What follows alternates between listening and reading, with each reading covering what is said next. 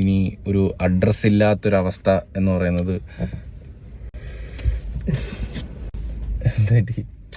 Address ഇല്ലാത്തൊരവസ്ഥ എന്ന് പറയുന്നത് നമ്മൾക്ക് ലൈഫിൽ ഭയങ്കര വിഷമമുണ്ടാക്കുന്ന ഒരു സംഭവമാണ്.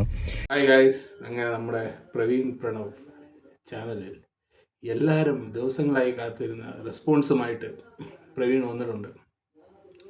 എന്തുവാണ് പ്രവീണിന് പറയാനുള്ളത്, അതാണ് നമ്മളിപ്പോൾ നോക്കാൻ പോകുന്നത്. അപ്പോൾ കാണാം. ഈ ഒരു മാസം, കഴിഞ്ഞ മാസം മൃദുലയുടെ ഡെലിവറി ടൈം തൊട്ട് നമ്മൾ കേൾക്കാൻ തുടങ്ങിയാണ് നമ്മളെ വളഞ്ഞിട്ട് ആക്രമിക്കുന്ന രീതിയിൽ വരാമോ, എല്ലാ രീതിയിലും ഒരുപാട് സ്ട്രഗിൾ ചെയ്ത് അതെ ഇപ്പൊ ഈ ഒരു ഇപ്പം എന്നുവെച്ചാൽ ഭയങ്കര മാനസികമായിട്ടും ഭയങ്കര ബുദ്ധിമുട്ടുണ്ടായ ഒരു സിറ്റുവേഷൻ ആയിരുന്നു ഇപ്പൊ കഴിഞ്ഞു പോയി ഈ ഒരു മാസം എന്ന് പറയുന്നത്. അതിനകത്ത് നിങ്ങൾ ഏറ്റവും കൂടുതൽ ചോദിക്കുന്ന ഒന്നാമത്തെ ചോദ്യം, സ്റ്റാർട്ടിങ് ഒന്നാമത്തെ കാര്യം, ഞാൻ അവളെ ഗവൺമെന്റ് ഹോസ്പിറ്റലിൽ കൊണ്ടുപോയത് അന്ന് തൊട്ട് എന്നെ തെറി വിളിക്കാൻ തുടങ്ങിയാണ് ആൾക്കാർ. മൃദുലയാണ് ഗവൺമെന്റ് ഹോസ്പിറ്റലിൽ ചൂസ് ചെയ്തത്. എന്നെ പേഴ്സണലി ഭയങ്കര രീതിയിലാണ് എന്നെ അറ്റാക്ക് ചെയ്യുന്നത്. വേറെ ഫേസ്ബുക്കിൽ കൂടെ ആയിക്കോട്ടെ, ഇൻസ്റ്റാഗ്രാമിൽ കൂടെ ആയിക്കോട്ടെ, യൂട്യൂബിൽ കൂടെ ആയിക്കോട്ടെ. ഈ ഗവൺമെന്റ് ഹോസ്പിറ്റലിൽ പോയ കാര്യം ഇതിനു മുമ്പ് ഞാനൊരു വീഡിയോ ചെയ്തിട്ടുണ്ടായിരുന്നു. അത് അവരുടെ ഇഷ്ടമാണ് ഗവൺമെന്റ് ഹോസ്പിറ്റലിൽ പോകണോ എവിടെ പോകണോ എന്നുള്ളത്.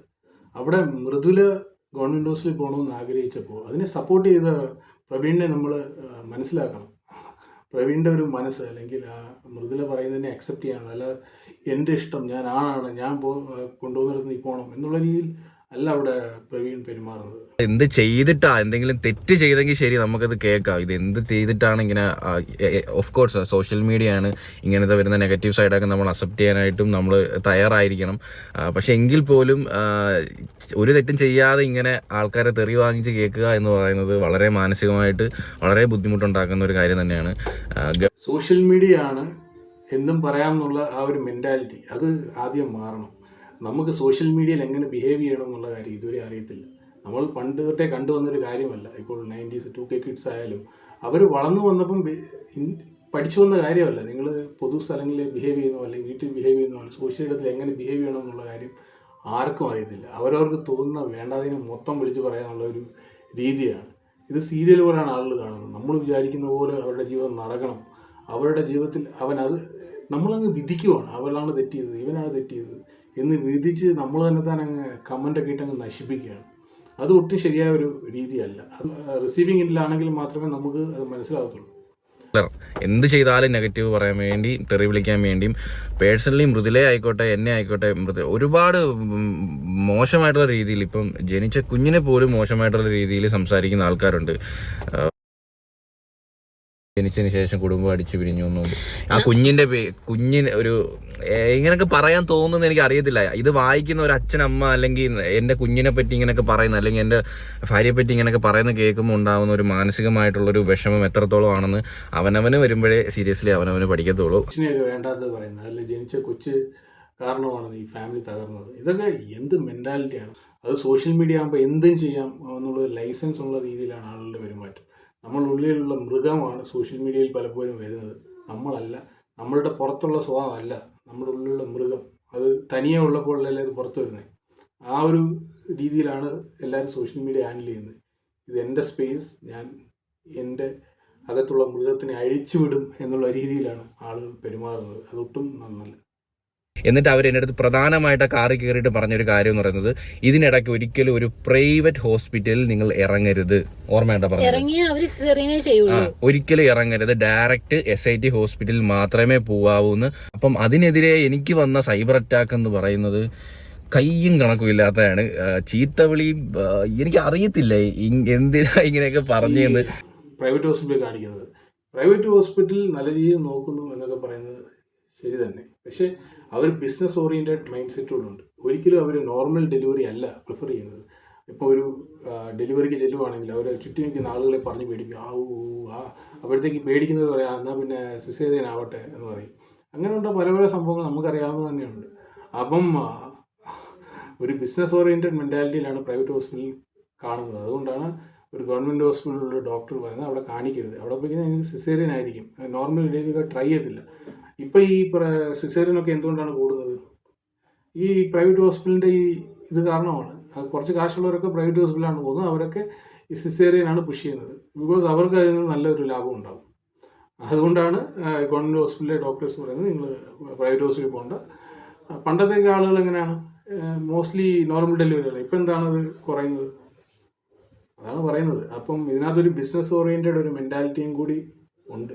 ഞാൻ മനുഷ്യനാണ് കേസ്, നമുക്കും വിഷമങ്ങളുണ്ട്. നമ്മളൊരു കുടുംബം ആകുമ്പോൾ ഇപ്പം നിങ്ങളെ കുടുംബത്തിൽ പ്രശ്നങ്ങൾ ഉണ്ടാവാറില്ലേ, വിഷമങ്ങൾ ഉണ്ടാവാറില്ലേ, ദുഃഖങ്ങൾ ഉണ്ടാവാറില്ലേ? നിങ്ങൾ എപ്പോഴും ഹാപ്പി ആയിട്ടാണോ ഇരിക്കാറ്? അല്ല, എല്ലാവരുടെയും കുടുംബത്തിലും ചെറിയ ചെറിയ പ്രശ്നങ്ങളും കാര്യങ്ങളൊക്കെ ഉണ്ട്. അതേപോലെ എൻ്റെ കുടുംബത്തിലും ഉണ്ട് പ്രശ്നങ്ങളൊക്കെ. അതൊക്കെ മാറുമായിരിക്കാം എന്ന് ഞാനും പ്രതീക്ഷിക്കുന്നു. മാറട്ടെ. ഈ സോഷ്യൽ മീഡിയ എന്ന് പറയുന്നത് ഒരു ഡബിൾ എഡ്ജ് സ്വാർഡാണ്. അത് എല്ലാവരും വിചാരിക്കും സോഷ്യൽ മീഡിയ എന്ന് കഴിഞ്ഞാൽ പണം, ഫെയിം എല്ലാം ഉണ്ടാകുന്നതാണ്. അതിൻ്റെ കൂടെ തന്നെ നമ്മൾ പല കാര്യങ്ങളും ഫേസ് ചെയ്യേണ്ടതുണ്ട്, ബുദ്ധിമുട്ടുകൾ, അതിൽ നിന്ന് ഉണ്ടാകുന്ന നെഗറ്റീവ് കമൻറ്റുകൾ, അല്ലെങ്കിൽ സൈബർ അറ്റാക്ക്, സൈബർ ലിഞ്ചിങ്, ഇതൊക്കെ ഫേസ് ചെയ്യണം. അല്ലാതെ ഒരു ഈസി കേക്ക് വോക്ക് അല്ല ഈ സോഷ്യൽ മീഡിയയ്ക്കുള്ള ഈ ലൈഫ് എന്ന് പറയുന്നത്. അല്ലാതെ നമ്മളുടെ ഒരു പൊതുബോധം എന്ന് പറയുന്നത് സോഷ്യൽ മീഡിയയിലുള്ള നല്ല വ്യൂസൊക്കെ ഉള്ള ആളുകൾക്ക് നല്ല കാശ്, നല്ല സന്തോഷമായിട്ട് ജീവിക്കുന്നു എന്നുള്ളത് അത് ഒരു മിഥ്യാധാരണയാണ്. വിമർശിക്കാം, എല്ലാം പറയാം, അതൊക്കെ നിങ്ങളുടെ സ്വാതന്ത്ര്യം. പക്ഷേ അതൊരു അതിരുവിട്ട് ഒരാളുടെ വ്യക്തിപരമായിട്ടുള്ള ലൈഫിനെ ഭയങ്കരമായിട്ട് മുറിവേൽപ്പിക്കുന്ന രീതിയിൽ ചെയ്യാതിരിക്കുക. അത് പേഴ്സണലി നമ്മളെ ഒരുപാട് ഡ്രോമയിലാക്കാം, ഒരുപാട് വിഷമത്തിലാക്കാം. എന്തിനാണ് അവരുടെ നെഗറ്റീവ് സാധനം നമുക്ക് കാണണമെന്ന് പറയുന്നത്? അല്ലെങ്കിൽ നമ്മൾ എന്തുവാണ് അവരുടെ വീട്ടിൽ നടന്നൊരു പ്രശ്നം, അല്ലെങ്കിൽ അവരുടെ ജീവിതത്തിൽ നടന്നൊരു പ്രശ്നം, അത് നമ്മൾ അറിഞ്ഞ് നമ്മൾ പോയി എന്ത് സോൾവ് ചെയ്ത് കൊടുക്കും? ഇല്ലല്ലോ. അവരുടെ ജീവിതത്തിലുള്ള പ്രശ്നം അവർ തന്നെ ഫേസ് ചെയ്യണം. അവരുടെ വീട്ടിലുള്ള കാര്യങ്ങളാണ് അവർ തന്നെത്താനെ സോർട്ട് ഔട്ട് ചെയ്യേണ്ട കാര്യമാണ്. നമുക്കവിടെ പോയി ഒരു കാര്യമില്ല. സീരിയലിനകത്തൊരു വേവ് പോലെ പോകുന്ന പോലെ നെഗറ്റീവും പോസിറ്റീവും ഒക്കെ ഉണ്ടാകും. അതുപോലെ നമ്മൾ അവരുടെ ജീവിതത്തിലുള്ള പോസിറ്റീവ് നെഗറ്റീവ് എല്ലാം അറിയണമെന്ന് പറയാം. അത് സീരിയലാണ്, അത് ജീവിതമല്ല. ഇത് ഒരാളുടെ ജീവിതമാണ്, അത് മനസ്സിലാക്കണം. അല്ലാതെ എന്തും മറ്റുള്ളവരുടെ വീട്ടിലോട്ട് നോക്കിയിരുന്ന് ബിഗ് ബോസ് ഹൗസ് പോലെ കണ്ട് ചിരിക്കുന്ന ഒരു വൈകൃതം നമുക്ക് ഉണ്ടാകാൻ പാടില്ല.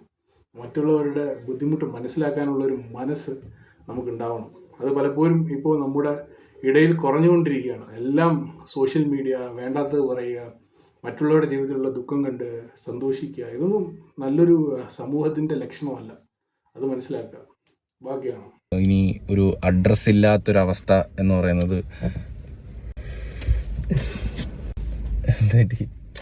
അഡ്രസ് ഇല്ലാത്തൊരവസ്ഥ എന്ന് പറയുന്നത് നമ്മൾക്ക് ലൈഫിൽ ഭയങ്കര വിഷമമുണ്ടാക്കുന്ന ഒരു സംഭവമാണ്. എൻ്റെ കുഞ്ഞ് ജനിച്ചപ്പം ബർത്ത് സർട്ടിഫിക്കറ്റിൽ അഡ്രസ്സ് എന്ത് എഴുതണം എന്ന് എനിക്ക് ഈ ലൈഫിൽ ഭയങ്കരമായിട്ട് ഞാൻ വിഷമിച്ചിരുന്ന ഒരു അവസ്ഥ ഉണ്ടായിരുന്നു. അപ്പം ആ ഒരു അവസ്ഥയിലാണ് ഇപ്പോഴും. നിങ്ങൾക്ക് ജനങ്ങളുടെ മനസ്സിൽ അഡ്രസ്സും മേൽവിലാസവും ഉള്ളൊരു വ്യക്തിയാണ് നിങ്ങൾ. ഒരിക്കലും അഡ്രസ്സ് ഇല്ലാത്ത ഒരാളാകുന്നില്ല. ജീവിതത്തിലുണ്ടാകുന്ന ചെറിയ ചെറിയ പ്രശ്നങ്ങൾ, മിസ്അണ്ടർസ്റ്റാൻഡിങ്, അതൊക്കെ എല്ലായിടത്തും ഉണ്ടാകുന്നതാണ്. അത് നിങ്ങൾ തമ്മിൽ പറഞ്ഞു തീർക്കുക. നിങ്ങൾ ഇനിയും മുന്നോട്ട് പോകും. ഈ ജീവിതം എന്ന് പറയുന്നത് ചെറുതാണ്. അവിടെ മിസ്അണ്ടർസ്റ്റാൻഡിങ്സ് ഒക്കെ ഉണ്ടാകും. നമ്മൾ കൂടുതൽ വളർത്തിക്കൊണ്ട് പോകാതെ സോർട്ട് ചെയ്ത് മുന്നോട്ട് പോകുക എന്നുള്ളതിലാണ് വിജയം ഉള്ളത്. അതുകൊണ്ട് തന്നെ നിങ്ങളുടെ ഫാമിലി അത് എന്തായാലും സോർട്ട് ഔട്ട് ചെയ്യണം. അത് സോർട്ട് ഔട്ട് ചെയ്ത് നിങ്ങൾ ഇനിയും ഒന്നായി പോകണം. നിങ്ങൾ എന്തായാലും ഇത്രയും ആളുകൾ അറിയപ്പെടുന്ന ഒരു അഡ്രസ്സുള്ളൊരു മനുഷ്യനാണ്. നിങ്ങൾക്ക് മുന്നോട്ടും അതുണ്ടാകും എന്നുള്ള കാര്യത്തിൽ യാതൊരു സംശയവുമില്ല. അപ്പം നിങ്ങൾക്ക് എന്താണ് ഈ കാര്യങ്ങളിൽ പറയാനുള്ളത്? നിങ്ങളുടെ കമൻറ്റ്സ് താഴെ പറയുക. വീഡിയോ ഇഷ്ടപ്പെട്ടെങ്കിൽ like, share and subscribe. By.